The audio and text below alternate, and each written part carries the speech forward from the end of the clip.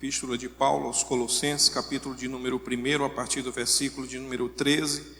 Nós vamos fazer a leitura até o versículo de número 23.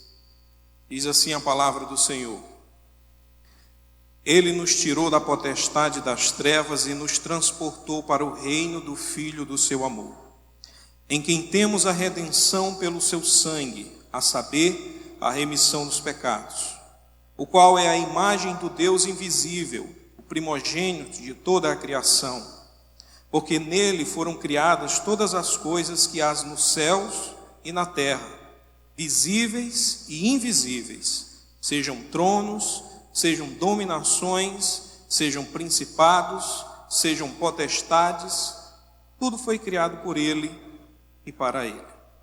E é ele antes de todas as coisas, e todas as coisas subsistem por ele. E é ele a cabeça do corpo da igreja, é o princípio e o primogênito dentre os mortos, para que em tudo tenha a preeminência, porque foi do agrado do Pai que toda a plenitude nele habitasse, e que, havendo por ele feito a paz pelo sangue da cruz, por meio dele reconciliasse consigo mesmo todas as coisas, tanto as que estão na terra como as que estão nos céus. A vós também, que noutro tempo éreis estranhos e inimigos no entendimento pelas vossas obras más, agora, contudo, vos reconciliou no corpo da sua carne, pela morte, para perante ele vos apresentar santos e irrepreensíveis e inculpáveis, se na verdade permanecerdes fundados e firmes na fé, e não vos moverdes da esperança do evangelho que tendes ouvido, o qual foi pregado a toda criatura que há debaixo do céu, e do qual eu, Paulo, estou feito ministro. Amém?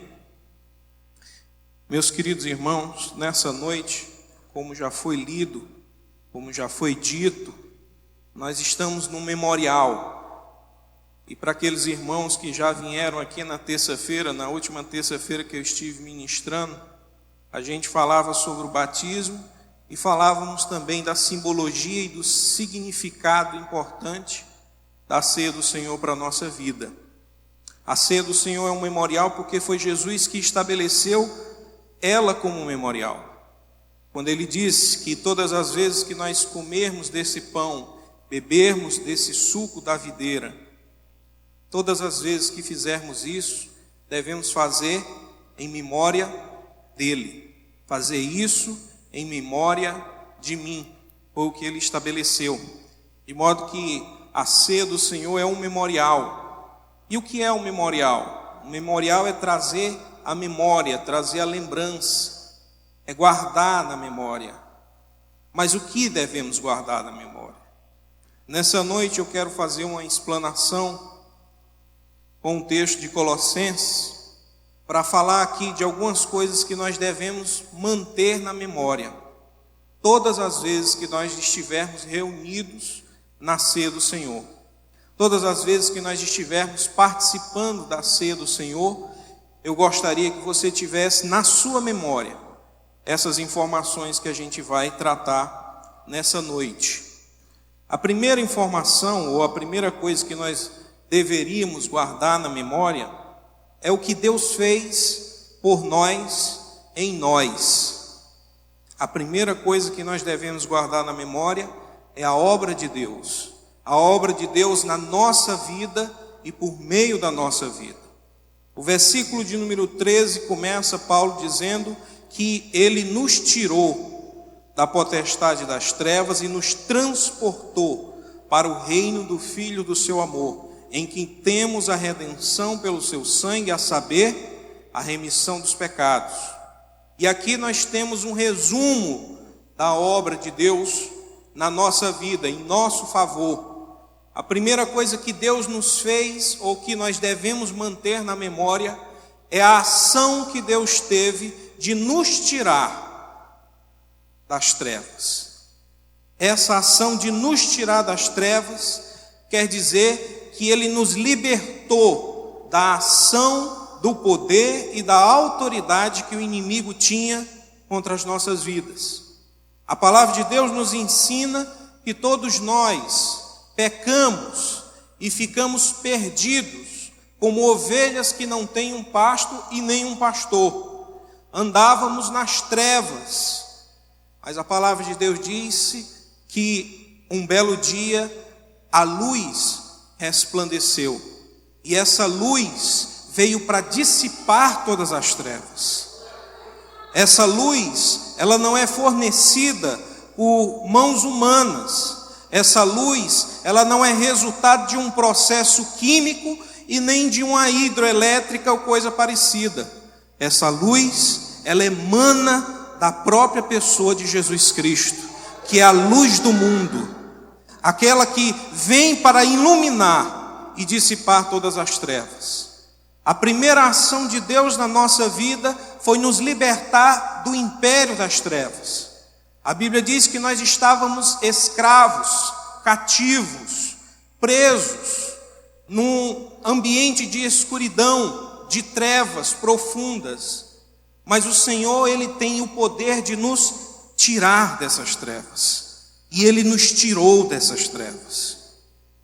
Talvez você não consiga entender, nem mesmo eu às vezes não entendo,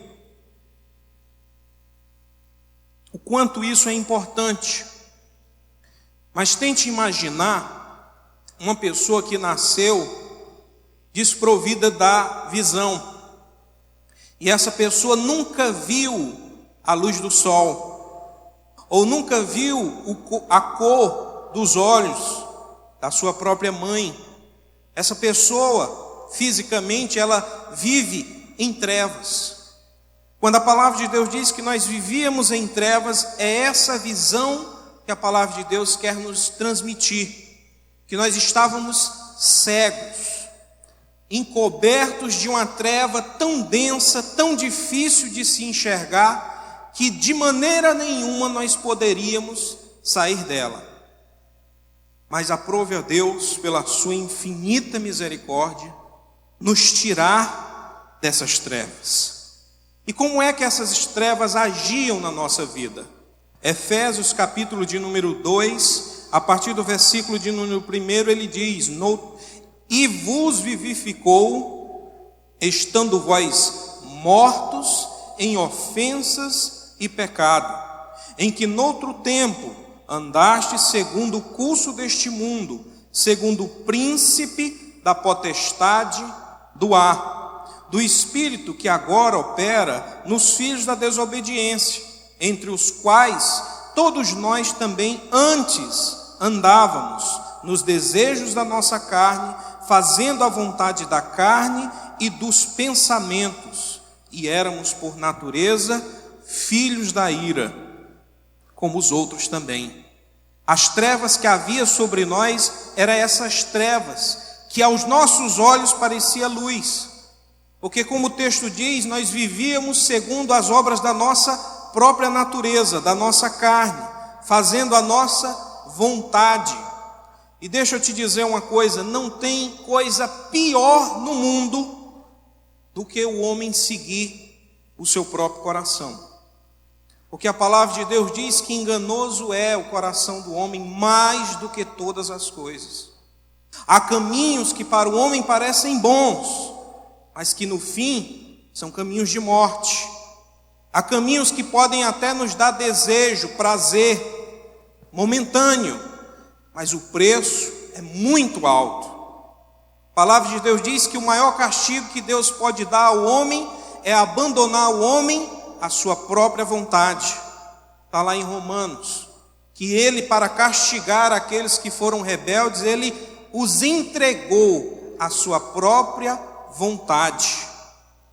Meus queridos irmãos, não tem como sairmos das trevas se não for uma ação divina que nos retire desse ambiente tão escuro e tão tenebroso.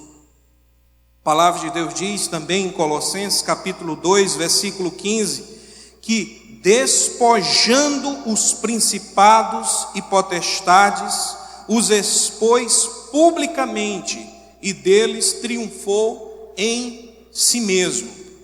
Deixa eu te dizer o que foi que Jesus fez por mim e por você. A imagem que o apóstolo Paulo tem é: eu e você estávamos cativos. Um exército inimigo nos levou cativo. E esse exército é formado das nossas paixões, dos nossos desejos, dos nossos...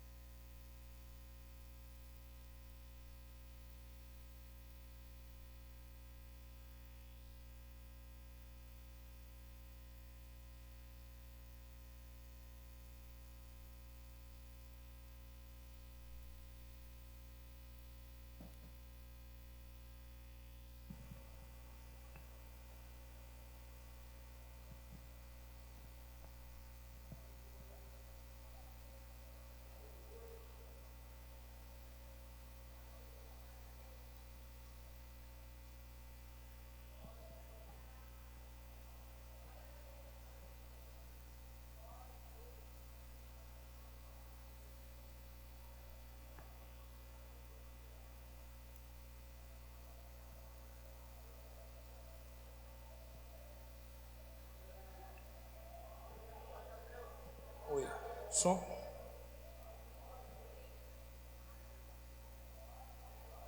Dá pra ir, tá? Amém. Deixa eu te dizer, essa semana vai ser uma semana difícil para muita gente. Estou dizendo porque Deus colocou no meu coração. Mas Deus também colocou no meu coração o seguinte: que antes de uma grande vitória existe sempre uma grande batalha. E se você permanecer fiel, a vitória é garantida no nome de Jesus. A visão que o apóstolo Paulo tem é que nós fomos levados cativos. E esses inimigos nos prenderam e nos transformaram em escravos. Porém, a palavra de Deus diz que Ele nos tirou deste local de trevas. Mas Ele não só foi lá e nos tirou. O texto aqui é muito mais profundo. Ele não foi lá saquear o inferno, como tem um hino que diz que Deus estava saqueando. Não, Deus não é ladrão. Ladrão é o adversário. Ele não foi lá saquear. Muito pelo contrário, Colossenses diz que Ele foi lá, não só nos tirou das trevas, como Ele expôs à vergonha os seus inimigos, e a Bíblia diz que Ele triunfou sobre os nossos adversários. E isso quer dizer o que, irmão Carlos? Alguns exércitos, principalmente o Império Romano, eles tinham um costume, que todas as vezes que eles invadiam uma região, que havia uma batalha, uma vez que eles triunfassem sobre esse exército inimigo, eles capturavam aqueles adversários que sobreviviam, juntavam todos eles e faziam uma marcha pelo meio da cidade. Essa é a ideia que o apóstolo Paulo está falando quando ele diz que Deus, Ele triunfou sobre os nossos inimigos. É que Ele pegou todos aqueles adversários das nossas vidas, aqueles que achavam que estava nos destruindo, que achava que estava nos escravizando, e não só quebrou o jugo, mas que humilhou publicamente todos os nossos inimigos. Ele nos tirou das trevas. Mas Ele não só nos tirou das trevas, a Bíblia diz que Ele nos transportou para o reino do seu Filho amado.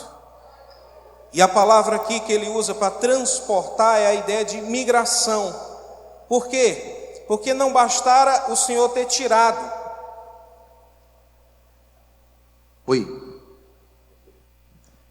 Não bastara o Senhor ter tirado a gente do império das trevas.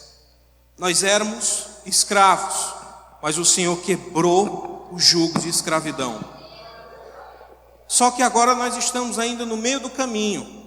E aí o que é que Jesus faz? Além de quebrar o império das trevas, Ele nos transporta para o reino do seu Filho amado. Isso quer dizer o quê, irmão Carlos? Isso quer dizer que você que outrora era escravo do pecado, agora você é cidadão do céu. Você que vivia humilhado pelo pecado, pelos vícios, pelas demências do mundo, agora você está livre no reino de Deus, porque foi para a liberdade que Cristo veio libertar cada um de nós. A liberdade que Cristo nos trouxe, nada neste mundo pode nos dar, nem o dinheiro, porque alguns acham que não, se eu ganhar mais eu vou ter mais liberdade. Você pode ter um pouco mais de autonomia, mas liberdade não. Mas se eu tiver um cargo mais alto, eu tiver mais poder político, poder econômico, talvez eu tenha mais liberdade. Também não. Porque só há uma forma da gente nos libertar. E é interessante como é que a Bíblia ensina essa libertação. A libertação verdadeira, ela se dá pela submissão. É se sujeitando a Deus que nós somos libertos. É sujeitando a nossa vontade ao Senhor que a liberdade vai nascendo e vai crescendo e vai se expandindo em nós e por meio da nossa vida. Meus irmãos, liberdade não é fazer o que eu quero.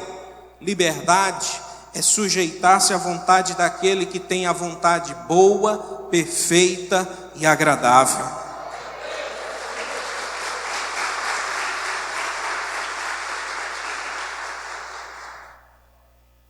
Ele nos tirou das trevas, Ele nos transportou para o reino.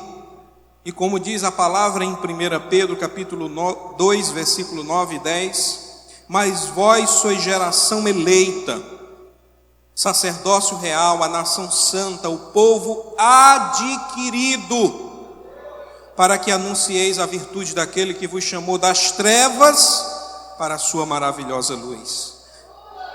Vós que outro tempo não eras povo, mas agora sois povo de Deus, que não tinhas alcançado misericórdia, mas agora alcançastes misericórdia.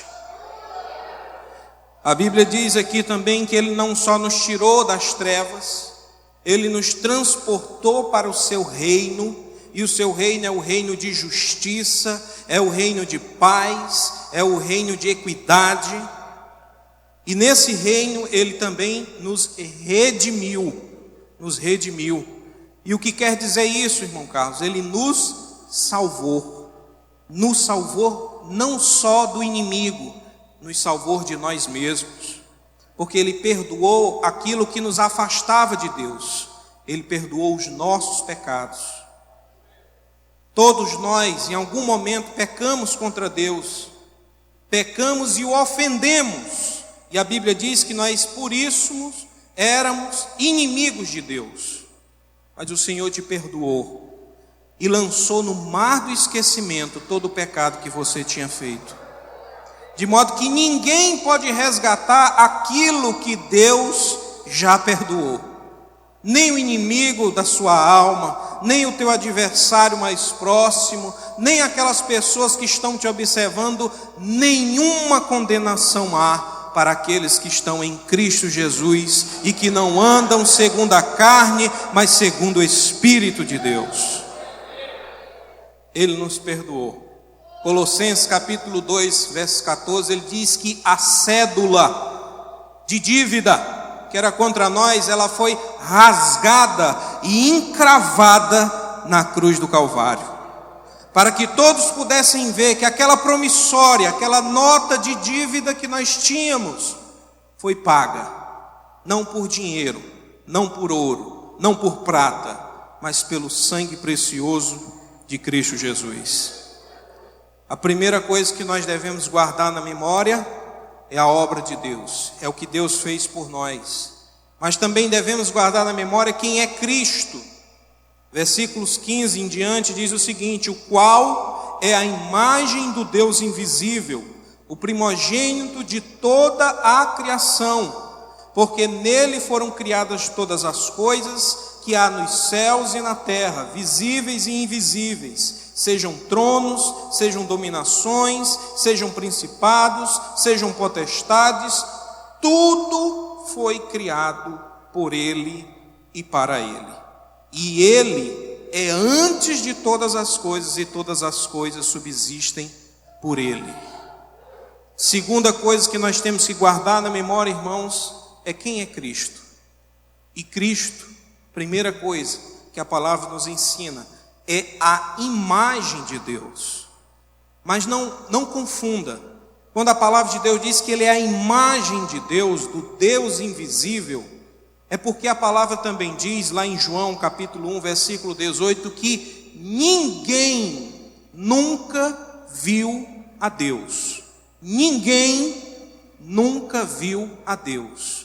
Mas o Filho unigênito, ele nos revelou o Pai. Aquele Deus que a gente nunca tinha visto, se revela na pessoa do Pai. E a essa imagem que ele se refere não é uma estátua estática, parada. Muito pelo contrário, é o Deus vivo, encarnado, que se fez homem, que se fez gente, que se fez servo, para revelar o Deus invisível. O autor de Hebreus, ele vai dizer mais, ele vai dizer que o qual, sendo o resplendor da glória e a expressa imagem de sua pessoa, sustentou todas as coisas pelo seu poder. Cristo, ele não é só a imagem, mas ele é a imagem exata de Deus. De tal forma que quando pediram, o Senhor nos mostra ao Pai, ele disse, mas há tanto tempo eu estou com vocês. Como é que você me diz, mostra-me o Pai? Quem me ver a mim, vê ao Pai. Cristo, ele é Deus. Cristo é um com o Pai e com o Espírito Santo. Cristo é a expressão exata de Deus. Se você tem ânsia de Deus, se você tem desejo por Deus, se você deseja conhecer esse Deus Todo-Poderoso, só há um caminho, e esse caminho é Jesus. Ele é a imagem e a expressão exata de Deus. A palavra de Deus diz mais, ele é o primogênito de toda a criação. E o que isso quer dizer? Primogênito não é aquele que primeiro nasceu, é aquele que tem primazia, que tem o primeiro lugar. Quando a palavra de Deus diz que Jesus é o primogênito, ele não está dizendo que Jesus foi o primeiro a ser criado. Ele é o primeiro em todas as coisas, porque em todas as coisas ele tem primazia. Como diz a palavra de Deus, todas as coisas foram feitas por ele e para ele. Você sabia que você foi feito para Deus? Você não foi feito para o álcool, você não foi feito para a bebida, você não foi feito para as drogas, você não foi feito para a prostituição, você não foi feito para o pecado, você foi feito para glorificar o nome do nosso Senhor Jesus. Se você está no pecado, se você está longe de Deus, você está longe do propósito. Você está num lugar que não é seu, que não foi feito para você. Ah, irmão Carlos, mas eu tenho consciência de que eu vou para o inferno. Deixa eu te dizer, a palavra de Deus diz que o inferno não foi feito para nós. A Bíblia diz que o inferno foi feito para o diabo e os seus anjos. Não foi feito para mim nem para você. Se você está caminhando em direção a ele, mude o seu percurso hoje à noite. Aceite a Jesus Cristo como Senhor e Salvador. Mude a rota e vá para o reino do Filho amado.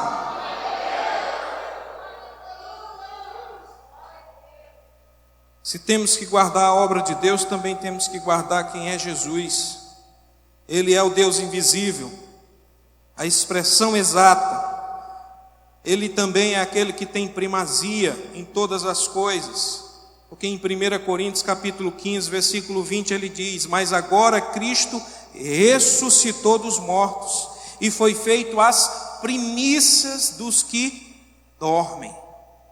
Meus queridos irmãos, eu já disse aqui na terça-feira e eu vou repetir para aqueles que não estavam aqui.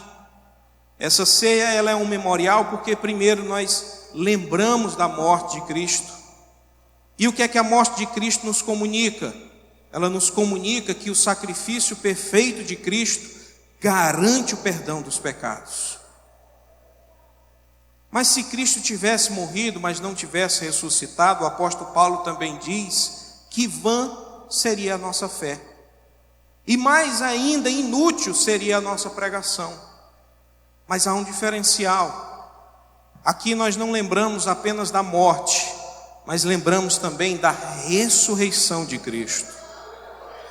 Porque se pela morte ele garantiu o perdão dos pecados, na ressurreição ele produziu a esperança da vida eterna.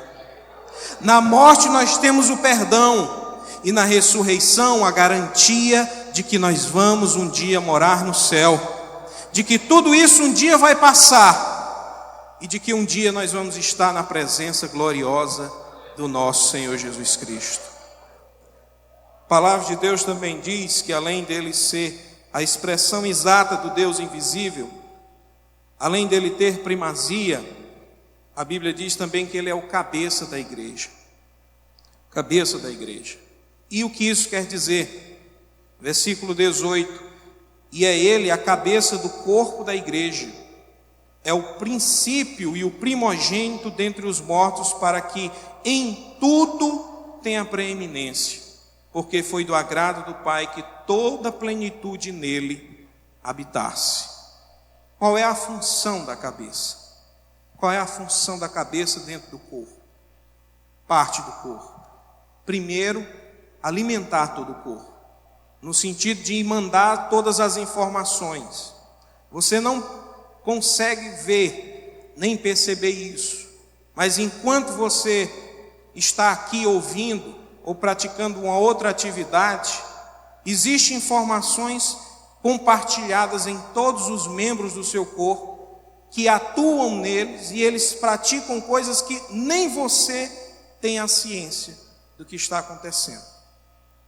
Extrapola o nosso entendimento, mas é a cabeça que comanda, é a cabeça que está enviando as ordens. Você não está vendo, você não está ouvindo, mas enquanto você está aqui, o seu coração está batendo, o seu intestino está trabalhando, e tantas outras partes do seu organismo estão em funcionamento. Sabe o que é que eu aprendo com isso? Quando a Bíblia diz que Cristo é o cabeça da igreja, é que tem coisas que a igreja não está vendo que está acontecendo, mas eu posso lhe garantir, Deus está trabalhando. Enquanto você está aqui, enquanto você está chorando, enquanto você está pensando como você vai dar a volta, Deus já está trabalhando, porque a palavra de Deus diz que nunca se ouviu falar em um Deus que trabalha por aqueles que nele esperam.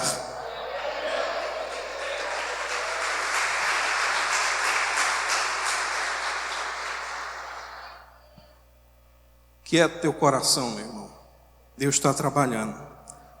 A cabeça também, além de mandar os comandos, alimentar todo o corpo com as informações, é ela que guia todo o corpo.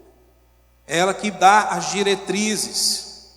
E assim nós temos que entender que quem dirige a igreja não é o pastor César. O pastor César é um ministro constituído por Deus para estar aqui nos guiando debaixo da autoridade de Deus. Mas quem dirige a igreja é o Senhor. E graças a Deus que é o Senhor. Porque se fossem os homens, na primeira tribulação, na primeira perseguição, talvez nós estivéssemos desistindo. Talvez a igreja não tivesse chegado até aqui. Porque durante muito tempo na história, a igreja passou por várias adversidades. A igreja teve que lutar contra o Império Romano. A igreja teve que lutar contra os comunistas. A igreja teve que lutar contra vários adversários que foram surgindo durante toda a história. Mas esses inimigos, eles passaram e a igreja permanece, porque Deus tem uma promessa sobre a sua igreja, e a promessa de Deus é: as portas do inferno não prevalecerão contra a igreja do Senhor. Pode se levantar inimigo, pode se levantar tribulação, pode se levantar tribulações das mais variadas, mas uma certeza eu tenho: a cabeça que é Cristo não deixa o corpo desfalecer. Ela está guiada, ela está sendo orientada pelo cabeça que é Cristo, e está nos guiando não para o abismo, guiando não para a morte, mas guiando para a eternidade triunfante. Por fim, a cabeça, além de alimentar, além de guiar, ela tem, vamos dizer assim, o controle total. O controle total. Qualquer membro deve estar sujeito à cabeça. E quando a palavra de Deus diz que Cristo é o cabeça da igreja, isso quer dizer que nós, como igreja do Senhor, devemos estar sujeitos a Cristo, subordinados à sua vontade. Ah, mas eu sou rebelde, eu quero fazer do meu jeito. Pode fazer, vai em frente. Você não é o primeiro e nem vai ser o último. Agora deixa eu te dizer uma coisa. A gente sabe, no mundo secular, não precisa nem trazer para a Bíblia não, no mundo secular, que no mundo secular nós temos professores, nós temos mestres. Em um período em que a internet divulga à torta e à direita tutoriais de todos os tipos, a gente procura nessas pessoas o quê? Aquilo que a gente não tem, aquilo que a gente não sabe. Então, se eu me submeto à vontade, à direção de um professor, por exemplo, da faculdade, eu me submeto porque eu entendo que ele tem uma ciência, uma técnica maior do que a minha, e que ele sabe o caminho que eu devo seguir. E eu confio nele, porque eu sei que ele vai me conduzir a um bom caminho, dentro da área que eu quero trabalhar. Da mesma forma, trazendo aqui para o princípio da palavra de Deus, nós temos que entender o seguinte: submeter-se à vontade de Deus não é escravidão, irmão. Não é escravidão. Você não está trocando de dono, não. Você está se subordinando àquele que tem algo que você não tem, que é a onisciência. Ele sabe de todas as coisas, mas ele não só sabe de todas as coisas passadas, ele sabe das presentes e das por vir. Ele também tem a onipotência, que é o todo poder. Além da onisciência, a onipotência, ele também é onipresente. Ele é superior a todos e a tudo que existe no mundo. Se subordinar a Deus não é ser escravizado por Ele. Se subordinar a Deus é tomar a melhor decisão que você pode tomar. Porque, como diz o apóstolo Paulo, a vontade de Deus ela é boa, perfeita e agradável. Vai nos convidar à eternidade, à salvação. Eu quero lhe dizer nessa noite que deixe de tentar fazer as coisas do seu jeito. Deus está dizendo: aquieta-te. Aquieta-te. Porque tem muita gente que está querendo fazer na força do braço. Mas o Senhor está dizendo: aquieta-te. Deus está querendo te ajudar, meu irmão. Mas enquanto tu está tentando fazer do teu jeito, tu está atrapalhando, tu está criando obstáculo. Descansa no Senhor, confia nele, e o mais ele fará.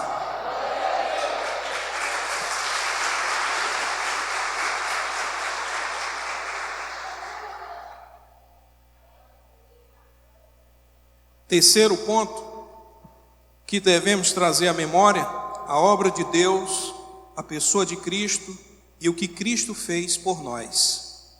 E o que Ele fez? A partir do versículo de número 20 ao 22. E que, havendo por Ele feito a paz pelo sangue da sua cruz, por meio dele reconciliasse consigo mesmo todas as coisas, tanto as que estão na terra como as que estão nos céus. A vós também, que noutro tempo eras estranhos e inimigos no entendimento pelas vossas obras más, agora, contudo, vos reconciliou no corpo da sua carne pela morte, para perante ele vos apresentar santos, irrepreensíveis e inculpáveis. Sabe qual foi a grande obra de Cristo em nosso favor? Foi nos trazer a paz. Foi nos trazer a paz. Porque a palavra de Deus diz que nós estávamos em guerra, em um conflito com Deus, éramos inimigos. Mas Isaías 53, versículo 5 diz o seguinte: mas ele foi ferido pelas nossas transgressões e moído pelas nossas iniquidades. O castigo que nos traz a paz estava sobre ele, e pelas suas pisaduras nós fomos sarados. Nós éramos inimigos de Deus, merecedores da morte, mas aí o Senhor mandou o seu Filho amado, que morreu na cruz do Calvário, derramou o seu sangue precioso. Para quê? Para nos reconciliar com Deus, para nos dar a paz que o mundo não dá, porque quando Jesus reuniu os seus apóstolos para se despedir, ele faz uma oração e ele diz: eu vos dou a minha paz, não a dou como o mundo a dá. E como é que o mundo dá a paz? Ele dá uma falsa paz. Ele vai lá na mídia e diz: olha, não tem segunda onda, está tudo resolvido, vai dar tudo certo, está tudo bom. De repente, não, já vem a segunda onda. Mas você não tinha dito que não tinha, agora já tem, agora já vai ter uma segunda onda. E aí você fica naquela confusão: olha, não tem problema, a gente já está resolvendo. Mas é tudo mentira, é tudo balela. A paz de Deus, a Bíblia diz que ela excede todo entendimento. Você sabe como é que é isso? Como é que a paz de Deus, ela excede todo entendimento? É que não dá para entender a paz de Deus. Como assim, irmão Carlos? Vou lhe dar um exemplo. Começou a pandemia, o comércio fechou, as escolas fecharam, pessoas que estavam com um projeto iniciando, acabaram que fechando as portas. Outros que já estavam um pouco ruim das pernas, fecharam de vez. Restaurantes fecharam. O país e o mundo todo fechou. E estava todo mundo muito apreensivo. Ninguém sabia muito o que é que ia acontecer, o que é que viria depois. Se aquilo iria eliminar todas as pessoas do mundo ou não. Quem é que vai morrer, quem é que não vai. Mas no meio dessa pandemia, no meio dessas falências, no meio desse fechamento de comércio e no meio de muitas mortes que foram geradas, existia um grupo de pessoas que estavam em paz. Mesmo diante dessa confusão mundial, nessa pandemia, existia um grupo de pessoas que estavam em paz. Esse grupo de pessoas é aquele grupo de pessoas que tem a convicção de que Cristo já a salvou e que ainda que eu andasse pelo vale da sombra da morte, eu não temeria mal nenhum, porque o Senhor é comigo. É aqueles que têm a certeza da morada eterna e que o homem pode atingir o corpo, mas a minha alma está nas mãos do Senhor.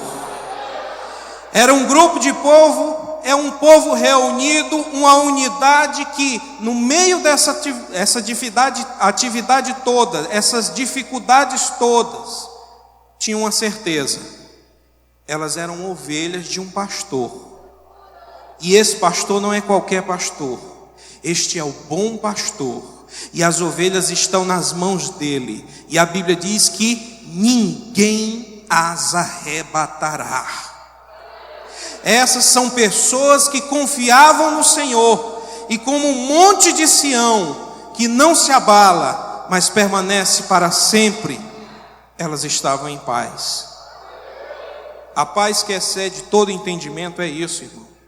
É quando a gente tinha todos os motivos para a gente se desesperar. Mas em vez de se desesperar, sabe o que é que você faz? Você se descansa no Senhor. Você confia nele. E ainda sem entender como é que você vai sair dessa situação, sem entender quando é que vai terminar a primeira ou a segunda onda, se vai terminar, se a gente vai morrer, eu não sei, mas uma certeza eu tenho: Deus tem uma morada eterna no céu, e é para lá que eu vou. E quem quer ir para o céu, dá glória a Deus, porque o Senhor vai te levar.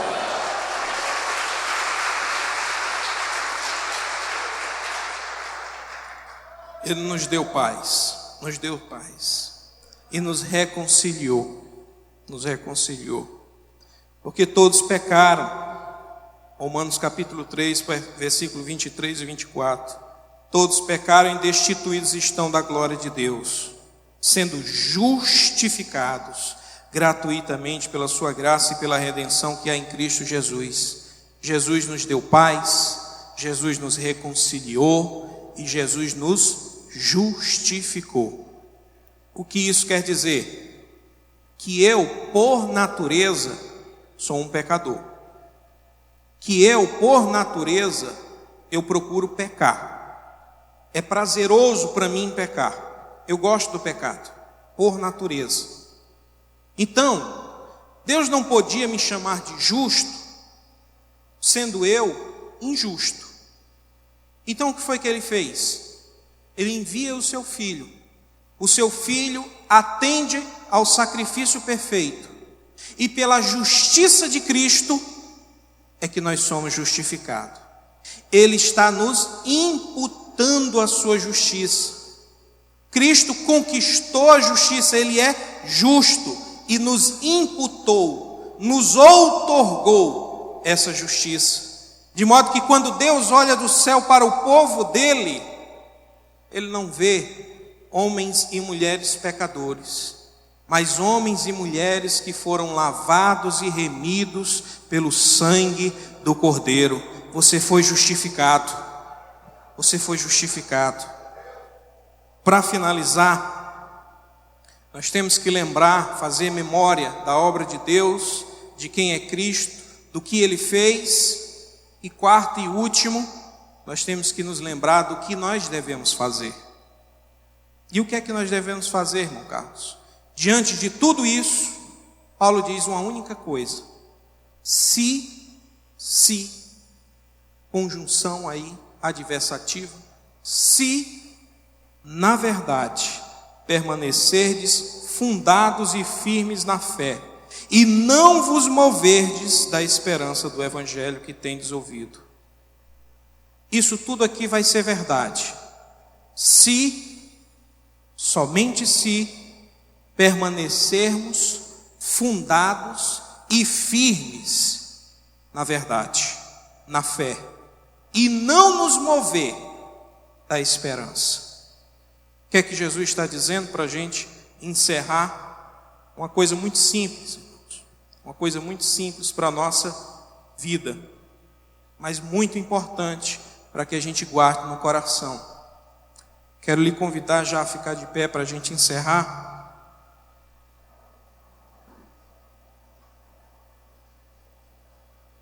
Tudo isso que nós vimos nessa noite é verdade, mas existe uma condição. É como se eu dissesse assim: olha, ao terminar o culto, vou pagar pizza para todo mundo. É só conjectura, viu, irmão? Está se animando não, Eu estou ficando velho, não é doido não. Pagar pizza para um monte de crente. Um crente já dá prejuízo, imagina um monte desse. Porque crente come, meu amigo. Crente come, não é brincadeira não. Eu tenho para mim que se Deus não tivesse prometido um banquete, tinha muita gente que não queria nem ser crente. Só vai porque está sentado na mesa, vai ter banquete, tem aquelas coisas todas. Mas imagine que eu digo: eu vou pagar pizza aqui para todo mundo. Se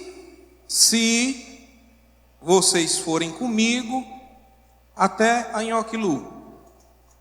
Condição razoável, né? Mas tem o se. Quem é que não vai comer a pizza? Aquele que não for. Somente aquele que não for, não vai participar.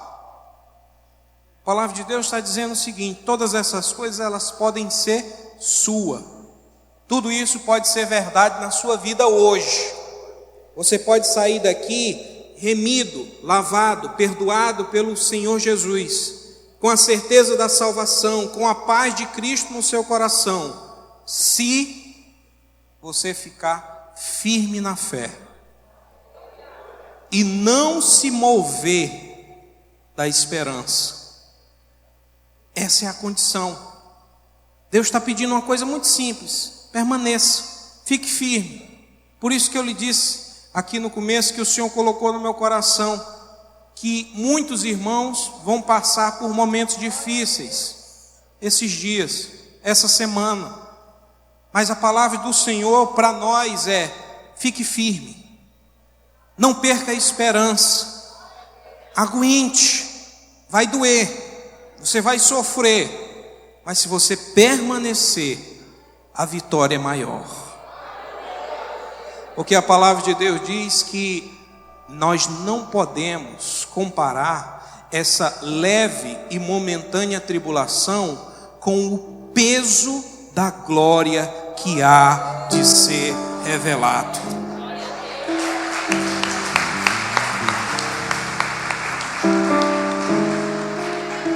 O Senhor tem coisa grande para ti, mas tem um se. É se você permanecer, é se você ficar. Porque o ímpio, diz a palavra de Deus, que ele é como a erva daninha, aparece em todo canto nasce mato, como diz aqui no Ceará. Todo canto nasce mato, e rapidamente ele se desfaz, porque diante do calor muito forte, ele seca, murcha e se acaba. Mas a palavra de Deus diz que o justo é como uma palmeira plantada no caminho do Senhor, nos átrios do Senhor, e na sua velhice ele dá frutos, muitos frutos, e não são frutos qualquer, são frutos vistosos, saborosos. Para finalizar, se você ficar firme, eu lhe garanto uma coisa: você vai poder dizer como salmista, você pode até descer até o fundo do poço, mas se você permanecer firme, vai ser como o Salmo 40. Esperei com paciência, como diz o outro salmo. Clamei ao Senhor e Ele me ouviu. Ouviu o quê? O meu clamor. Glória a Deus. Mas sabe onde é que estava o salmista? Ele não estava deitado, não estava ganhando muito dinheiro. A Bíblia diz que ele estava num largo de charque e de lodo. Ele estava no fundo do poço, mas lá no fundo do poço o Senhor ouviu o seu clamor, e a Bíblia diz que o Senhor tirou ele desse lago de charco e de lodo, colocou os seus pés sobre uma rocha, lhe firmou os passos e lhe deu um cântico novo, um hino de adoração ao Senhor. Se você ficar firme, eu posso lhe garantir uma coisa: a vitória é garantida no nome do Senhor. Por fim, quero convidar aqui o pastor César para encerrar.